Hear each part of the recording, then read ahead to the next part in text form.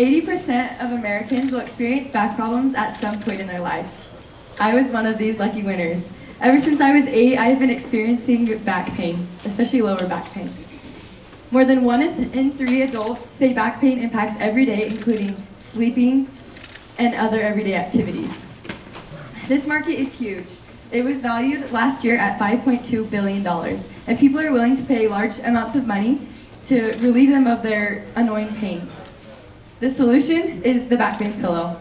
As I have dealt with back pain most of my life, I've been to many doctors and they have said that the best thing to do is to elevate your legs while you sleep. I've tried using regular pillows, but the struggle is that sometimes I like to sleep on my side and they'll usually end up on the floor or across the room. The back pain pillow will be made of memory foam material and it will strap to the mattress so that you'll get the relief from your back all night long. I will partner with retailers across the country to sell my product and to relieve people of their annoying back pain. Thank you.